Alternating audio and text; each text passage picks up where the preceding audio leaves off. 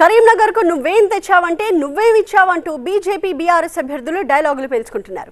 గోదావరి నీళ్లను తమిళనాడుకి ఇస్తామంటున్న బీజేపీ నిర్ణయాన్ని బండి సంజయ్ వ్యతిరేకించగలరా అంటూ ప్రశ్నించారు బీఆర్ఎస్ అభ్యర్థి వినోద్ కుమార్. అయితే కరీంనగర్ కు 3 ఏళ్లలో 12,000 కోట్లు తెచ్చారంటూ కౌంటర్ ఇచ్చారు బండి. చాలా ఆశ్చర్యం. నిన్నగాక మొన్న వారం రోజుల క్రితం బీజేపీ ప్రభుత్వం ఇచ్చంపల్లి ప్రాజెక్టు కట్టి ఉన్న గోదావరి నీళ్లు తీసుకుపోయి తమిళనాడుకి ఇస్తామని చెప్పి నిర్ణయం చేస్తున్నారు. దాన్ని వ్యతిరేకించిన బండి సంజయ్,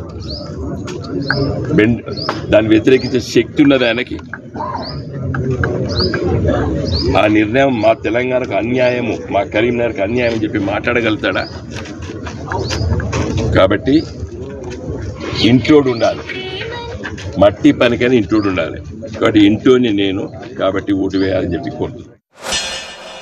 3 సంవత్సరాల్లో 12,000 కోట్ల రూపాయలకు పైగా నిధులు తీసుకొచ్చి కరీంనగర్ అభివృద్ధి చేస్తే బీఆర్ఎస్ కాంగ్రెస్ పార్టీలు ఇద్దరు కలిసి రాత్రి కూర్చొని మాట్లాడుకొని బండి సంజయ్ ఏమీ చేయలేదని చెప్పి ఇలా తప్పుడు ప్రచారం చేసే ప్రయత్నం చేస్తున్న విషయాన్ని ఒక్కసారి గుర్తుంచుకోండి. అదే బీఆర్ఎస్ పార్టీ అభ్యర్థి ఏ రోజన్నా కరీంనగర్ రైతాంగం కోసం వచ్చిందా?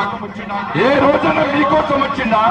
5 సంవత్సరాలు అధికారం ఉంటే కేసీఆర్ కుటుంబానికి పైసలు సంపాదించి భూములను ఆక్రమించుకోవడానికే బీఆర్ఎస్ పార్టీ అభ్యర్థి అధికారం పోయిన తర్వాత మొన్నొచ్చి రైతుల మీద మొసలి కన్నీరు కాస్తున్నాడు.